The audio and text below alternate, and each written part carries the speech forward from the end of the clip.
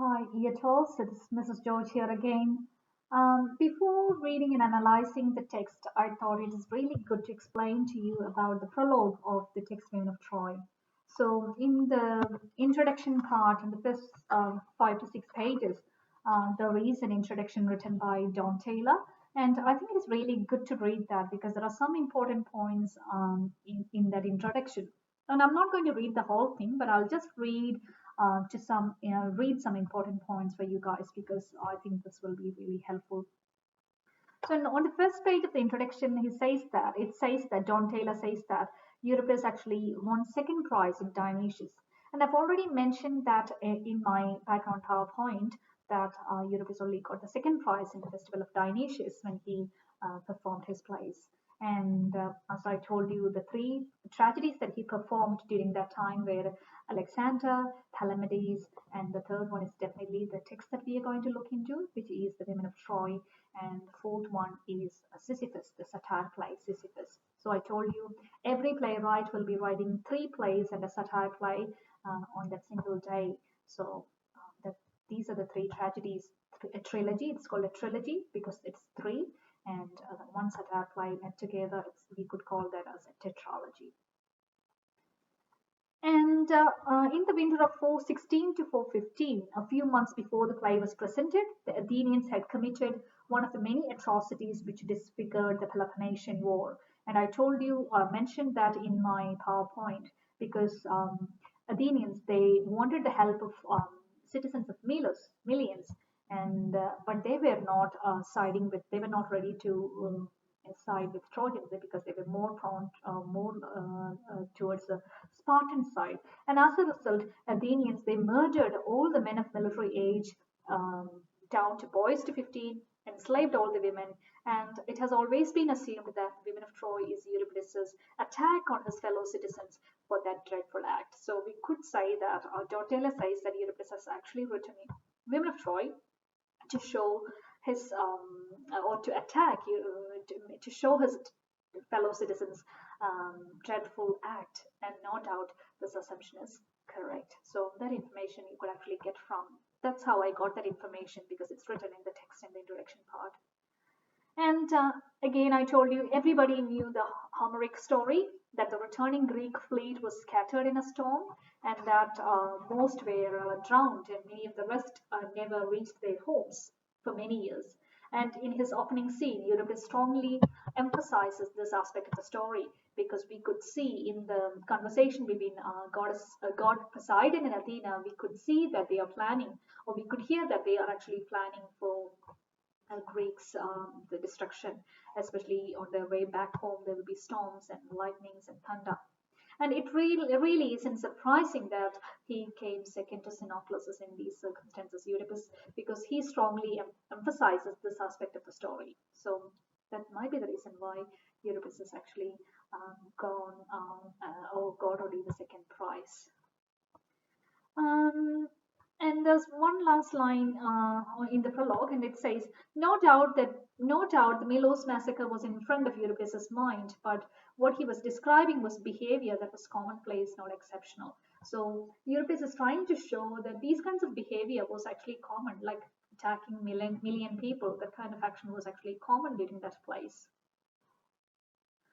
Now, again, it says Euripides was one of those Athenians who were against restarting the war. I told you before in my intro PowerPoint that we could call him as a pacifist who is against war, opposing war. So here, Don Taylor's in his introduction, he says that Euripides was one of those Athenians who were against restarting the war and against Sicilian expedition, and that he used the horror and guilt that must have existed in some men's mind about the recent slaughter of Milos as a powerful reminder of what war really meant in human terms. So actually, we could understand from this introduction that Euripides is actually a pacifist. Another important thing that we could see is the play's principal subject is the agony of war. We definitely know that the theme of Women of Troy is the agony of war, the pain of war, the fact that it causes mass death, separation of loved ones. We could see the separation of mother and son, Andromache and Astyanax, slavery and suffering of the Trojan women. So all these were the central theme of Women of Troy. And Euripus confronts us mercilessly with this unavoidable truth. So he's trying to confront the people with these kinds of unavoidable truth and the hopelessness and senselessness of war. Um, we could also say that the whole play is like a heightened lament, the death song of a city, a culture, a whole population. So it's like a lament about the city of Troy. We could see the characters like Hecuba lamenting about the city of Troy. Troy clearly stands in for all of us. It is a civilization that is going down in blood and fire, not just a city. That's an important line in the prologue. There are some more information in intro. I'll read that for you guys. Within the general picture of the horrors of war, there are three moments of unflinching precision. Things which we know are part of human experience when men get weapons in their hands, but which in the normal run of things we prefer not to confront. The first is the dragging out of the incoherent prophetess Cassandra, the sanctified virgin whom even the god Apollo won't touch, to be Agamemnon's whole. So here we could see Talthybius asking the gods to drag Cassandra out. See, Cassandra is considered as a virgin, sanctified virgin, and even the god Apollo were not ready to touch her. Euripus spares us nothing here, not even the sexual perversity that we might think is our particular modern subject. Agamemnon is hot for Cassandra because she is sanctified virgin. And it is the very fact that she is forbidden that makes him desperate to have her, liberating the dark sexual fantasy that makes men want to rape nuns. So Euripus is trying to show all this. He's confronting us with all these kinds of merciless and unavoidable truth. It stands in for all the shameful desires that are unloosed when men let their savage fantasies usurp reason and become just creatures of appetite. And all these are relevant even for the present time. We already know that what this will cost Agamemnon. The two gods at the beginning of the play have sworn vengeance on the Greeks for precisely this reason, because they dishonored the temples and all the varieties of degraded behavior that symbol represents. So we could see how people are dishonoring the gods and temples. Another sentence which is really good is an action beyond the bounds of decent human behavior is being enacted before our eyes, and we are in no doubt that retribution will follow.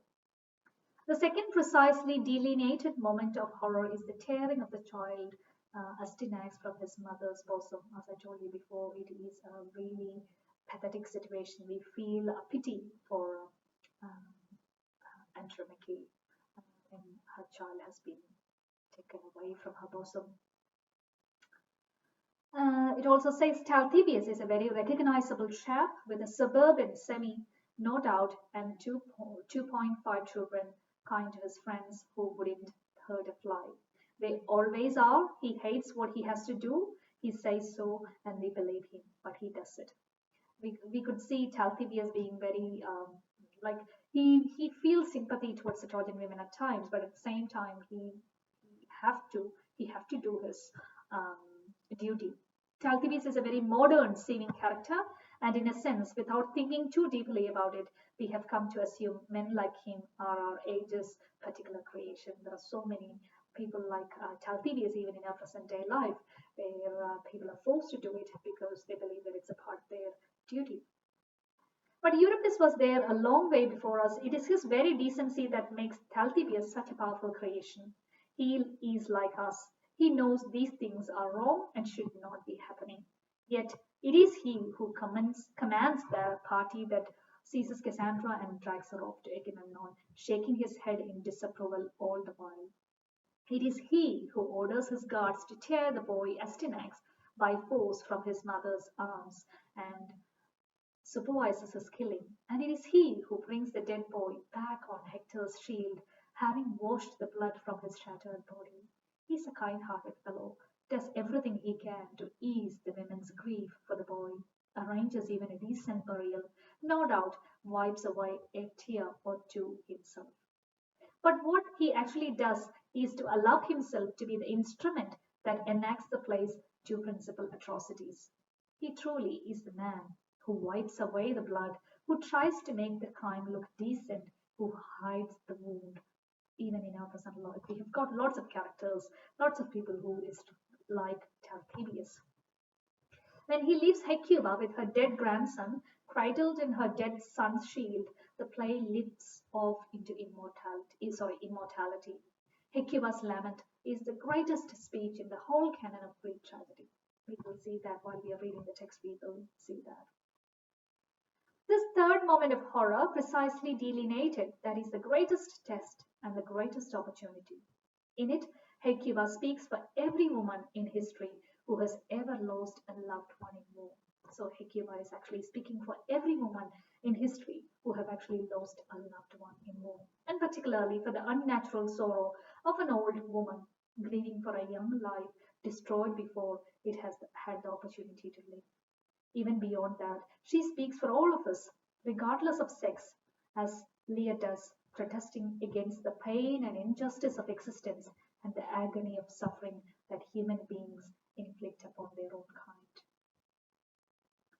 The play is sustained lyrical poem of grief, a dark cloud heightened by stabs of terrifying lightning, but as you would expect, with Euripides' savage irony is present too.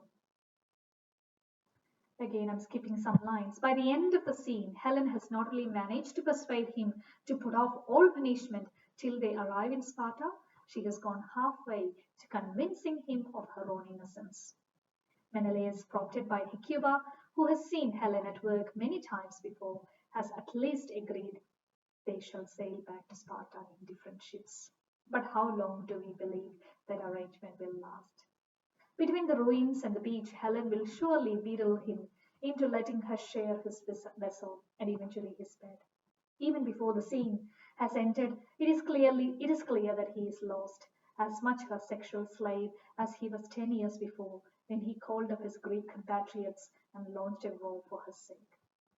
The power of Helen verges on the awesome, the divine.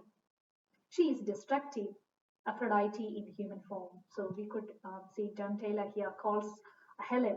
She is destructive Aphrodite in human form. She is the human form of the goddess Aphrodite. And men will kill, torture, destroy, and abase themselves for the chance to kiss her skirt hem. The destructive power of instinct is one of Euripides' central themes. So we could say that, see, these kinds of sentences you could use as the topic sentence in your essay. The destructive power of instinct is one of Euripides' central themes. I'm skipping some lines, and he says again, he chose to do so not simply to dramatize the irrational power of sexual love, but to demonstrate the essential pointlessness of all the suffering we have seen, enacted, and heard described in the play. Helen will not be punished. She and Menelaus will live in Sparta as before. So the war's great end has apparently been accomplished. But was it worth it? That's what Don Taylor is asking in the intro. Was the war worth it? Is that why all those men, a whole civilization died? The whole people, the whole civilization has died just for a single lady, Helen of Troy, just because of the lust. So that Helen can twist Menelaus round her little finger, just as she has done before our eyes. See, the introduction ends with some rhetorical questions, some thoughts for us. So John Taylor is asking us, is that why all those men, a whole civilization died? So that Helen can twist Menelaus round her little finger, just as she has done before our eyes. Euripides not only confronts us with suffering, but also with a question. If this is what we do to each other, and for this reason, can it possibly be worth it? So the whole theme, the entire theme, I told you before, plays are didactic, and Euripides is trying to make us to think about it. He's asking, is the war worth all this? Is it worth all this? It is a question that must have echoed in a good many Athenian minds as they went down between the long walls to Piraeus and saw the great Sicilian task force assembling in the bay. That is the end of the introduction of the Women of Troy, John Taylor. Remember, I haven't read the whole introduction. I have read only the important bits which I have underlined. So remember guys, it is really good to read the introduction part because that will help you in understanding the text better. So I'll see you soon with the textual analysis. And in my next video, I will try and analyze the text for you. Obviously, I couldn't stop every time, but I will try my best to try and read the text for you and try and analyze bits and pieces for you guys. For now, bye.